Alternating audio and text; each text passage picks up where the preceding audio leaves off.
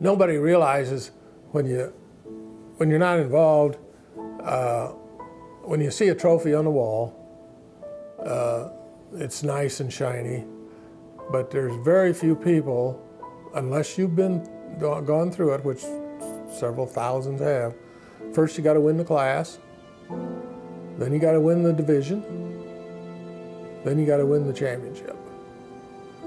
And that's difficult to do. The first grand champion ribbon I got, I still have hanging on the wall here, was 1950 at the county fair. And unless you've gone through that step, it's hard to understand it.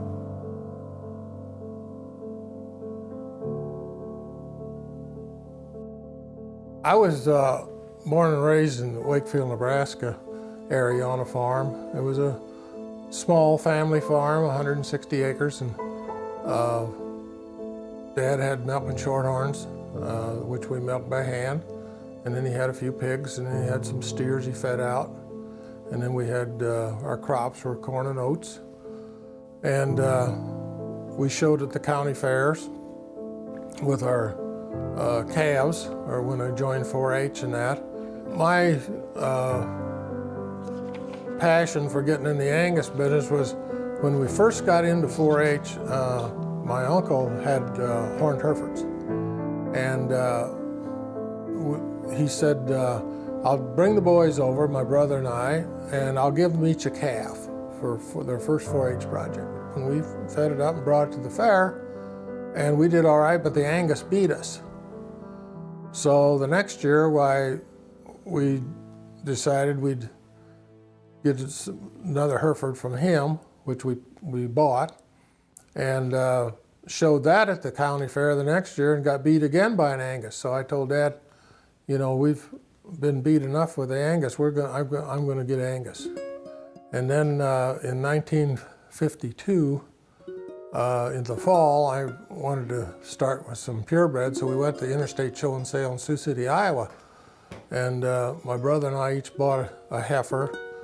And then we got Dad to buy the bull to breed to his milking shorthorns, and then also we could breed our purebred Angus heifers to him.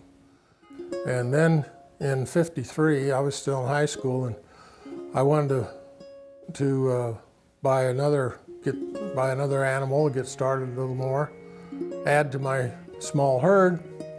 And R.E. and L.E. Laughlin from Crab Orchard, Nebraska, had what they called their dispersion at Fremont. And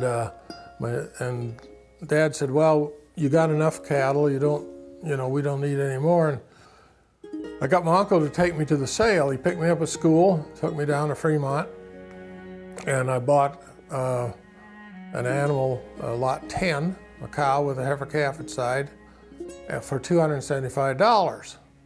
And on the way home, I said, well, I don't know, my dad don't know I'm even gone, so I don't know what I can do. Well, my uncle said, well, you can put her at our place. It was only a couple miles away, and then until you decide what you're going to do. And I said, well, I also don't have any money to pay for it. I don't have $275 to pay for it. And so when I got home, I discussed it with my ag teacher, Lemoyne Brownlee, and he said, well, I'll loan you the money. And so we wrote out on a piece of paper that I owed him $275 for 6 months at 4% interest, and I kept the note till today. I still have it. And he was just a wonderful guy, and so we did that, and then eventually, of course, I had to tell Dad about it and then bring the animal to our place. Well, in '59 then, the heifer calf that was Avenel LX had a calf. I brought it back to the Interstate Show and Sale as a bull to sell, and he was reserve grand champion, brought $1,070. So my dad said, well, if they're all worth that, we maybe ought to sell them all. And I said, well, no, I think we need to buy some more.